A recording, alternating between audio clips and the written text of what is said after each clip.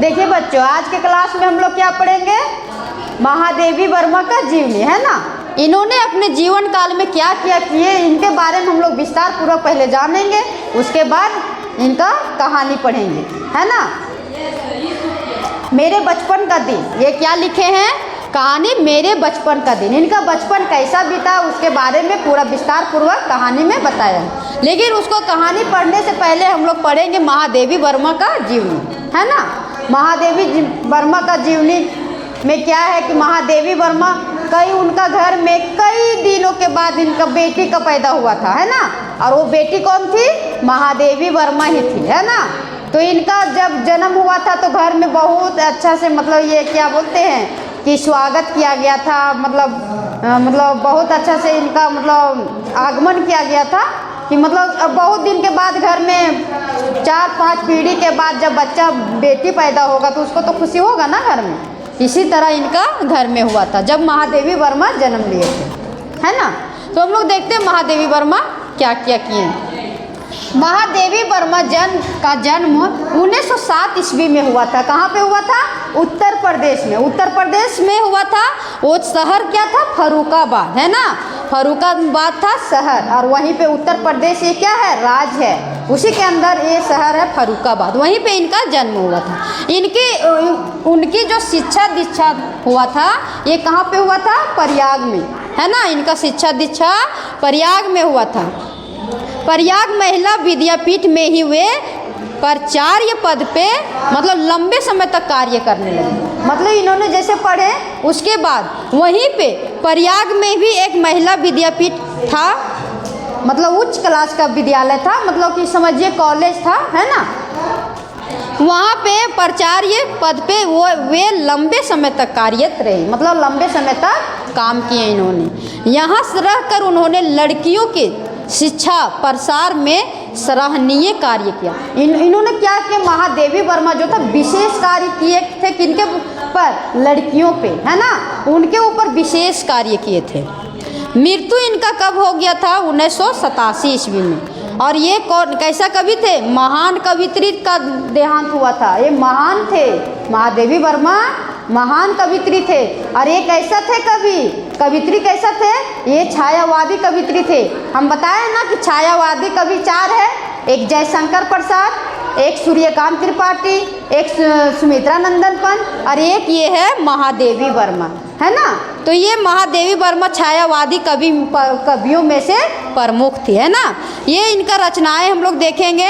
ये रचना क्या क्या लिखे महादेवी वर्मा, निहार, रसीम, नीरजा, यामा, दीप, शिखा आदि, है ना।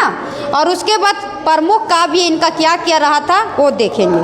कविताओं के साथ साथ उन्होंने सशक्त गद्य रचनाएं भी लिखी थी।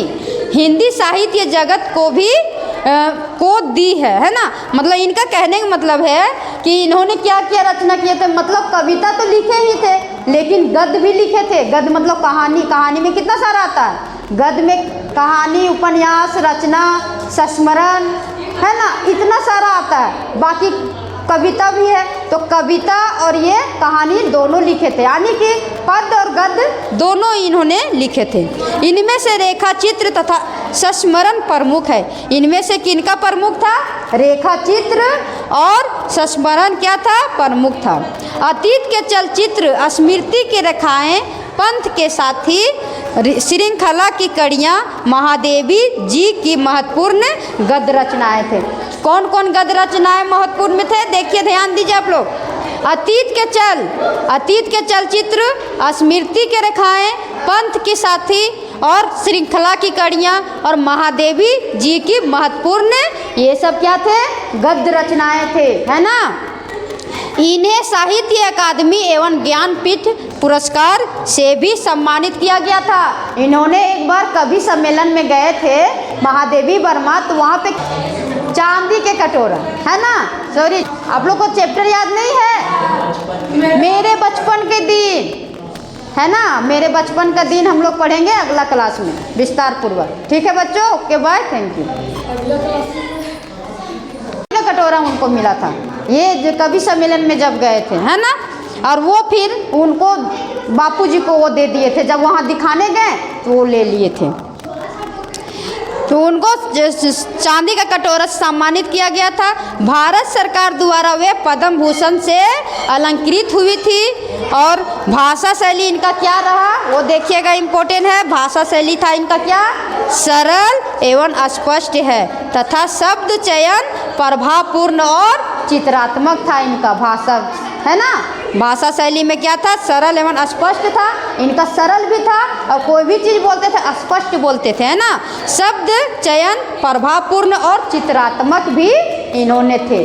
तो बच्चों महादेवी वर्मा के जीवनी में आप लोग को मुझे नहीं लगता किसी चीज़ में परेशानी होगा समझने में, या इसको याद करने का ज़रूरत ही नहीं है। बस इतना अच्छा से बस एक बार पढ़ लीजिएगा तो उसको आप लोग कहीं से भी इससे ऑब्जेक्टिव क्वेश्चन बनेगा तो आप लोग आराम से लिख सकते हैं ना।